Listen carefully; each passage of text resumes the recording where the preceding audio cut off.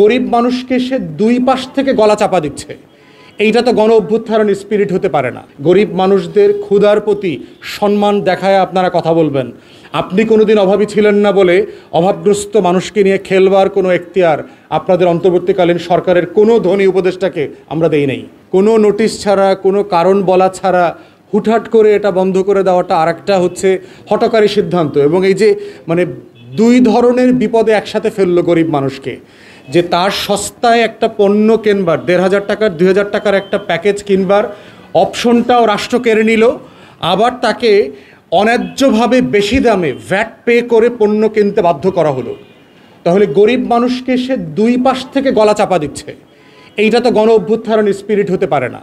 এই জন্য আমরা উপদেষ্টা মণ্ডলীকে বারবার বলছি যে সমর্থন এবং সমালোচনার মধ্য দিয়ে আপনাদেরকে আমরা যেভাবে সাহায্য করছি, এইখানে আমাদেরকে বাধ্য করবেন না আপনাদের বিরুদ্ধে রাস্তার আন্দোলনে যেতে।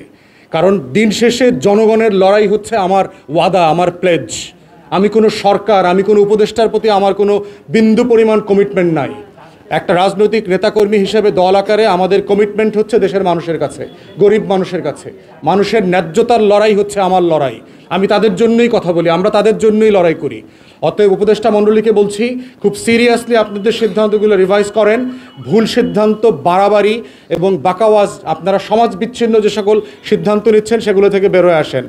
চালের দাম নিয়ন্ত্রণ করতে পারছেন না, তো রোডম্যাপ তৈরি করতে হবে। তো চালের দাম নিয়ন্ত্রণ হচ্ছে না, এটার তো একটা বড় বাস্তবতা হইল যে এই সরকার আসার পরে 6টা হিস্টোরিক বড় বড় বন্যা হয়েছে, যেই বন্যাগুলো সাধারণত আমাদের অঞ্চলে হতো না।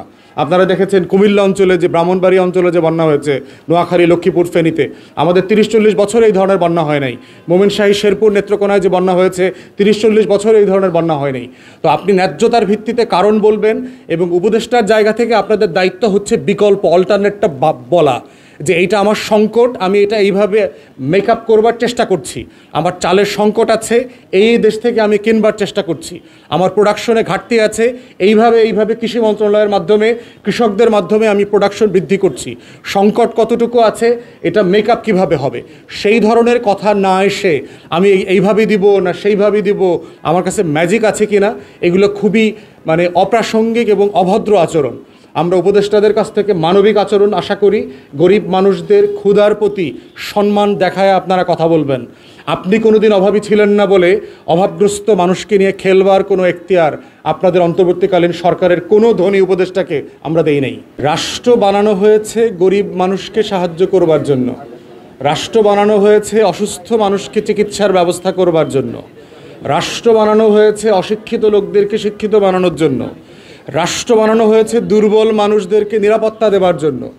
কিন্তু এই রাষ্ট্রগুলোতে দেখবেন এই মানুষগুলোই সবচেয়ে বেশি নিপীড়িত। অতএব যাদের জন্য রাষ্ট্র বানানো হয়েছে, লড়াই করে, যুদ্ধ করে, রক্ত দিয়ে, তারা সেই রাষ্ট্রের কোনো বেনিফিটটা পাচ্ছেন না।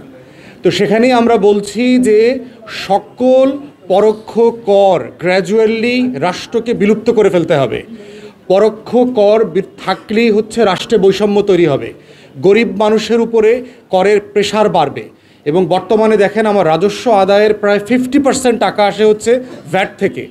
মধ্যবিত্ত, নিম্নবিত্ত, শ্রমিক, রিক্সাওয়ালা, টং দোকানদারের টাকা দিয়ে রাষ্ট্র চলছে। আর বড়লোকরা হচ্ছে আমার রিজার্ভ থেকে সে রেয়াতি টাকা পায়, বিলিয়নস অফ ডলার, আমার রিজার্ভ থেকে সে সাবসিডি পাচ্ছে, বড়লোকদেরকে ট্যাক্স মৌকুফ করা হচ্ছে, বিল মৌকুফ করা হচ্ছে। এই লুটেরা মডেলের অর্থনীতি থেকে আমরা মুক্তি চাই। এজন্যই তো গণ অভ্যুত্থান। এই ইনসাফের জায়গাটা তৈরি করবার জন্য হচ্ছে সকল পরোক্ষ কর থেকে রাষ্ট্রকে প্রত্যক্ষ করে যেতে হবে। উপার্জন ভিত্তিক কর, যিনি বেশি আয় করবেন তিনি রাষ্ট্রকে বেশি দেবেন, যিনি কম আয় করবেন তিনি মোটেই দেবেন না। এই মডেলে না যাওয়া পর্যন্ত এই বৈষম্য থেকে, এই ইনইকুয়ালিটি থেকে আমরা রাষ্ট্রকে বের করে নিয়ে আসতে পারবো না। কম দামে গরিব ন্যায্য তার ভিত্তিতে দোকান থেকে পণ্য কিনতে পারবে এমন একটা অ্যারেঞ্জমেন্ট দরকার। এবং সেটার জন্য আমরা এর আগে এই প্ল্যাটফর্ম থেকে বারবার বলেছি রাষ্ট্রকে, সরকারকে, যে আপনারা টিসিবির দোকান করে দেন প্রত্যেক পাড়ায় মহল্লায়। আপনাদের যাদের মুরব্বী আছেন, সরকারি চাকরি করতেন, আপনারা জানবেন রেশনের দোকান ছিল। যদি ছোটোবেলায় কারো কথা মনে থাকে সরকারি কর্মকর্তা কর্মচারীদের পরিবারের সন্তান হয়ে থাকেন, আপনারা জানবেন ছোটোবেলায় ওই যে রেশনের কার্ড নিয়ে ওই দোকান থেকে আপনারা ওই চাল, ডাল, আটা, ময়দা, তেল এগুলো সব নিয়ে আসা যেত।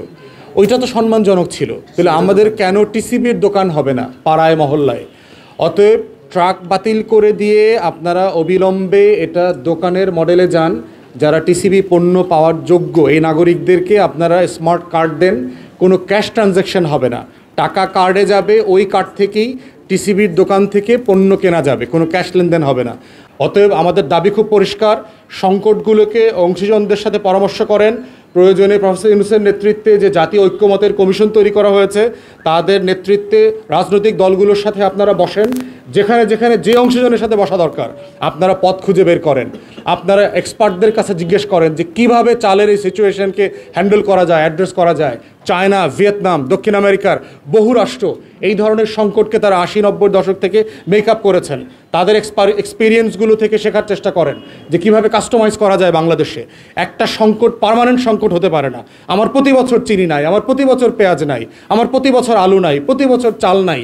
একটা রাষ্ট্র তো একটা সংকট মানে দশক মেনটেন করতে পারে না। একটা রেজলিউশনও তো রাষ্ট্রকে আসতে হবে। অতএব আমরা অন্তর্বর্তীকালীন সরকারকে বলছি, সিরিয়াসলি রেজলিউশনে আসেন, রিজলভ করেন। এই ক্রাইসিস আমরা বারবার আপনাদের কাছ থেকে শুনতে চাই না। We are sick and tired. গরিব মানুষকে কষ্ট থেকে, বিড়ম্বনা থেকে রেহাত দেন।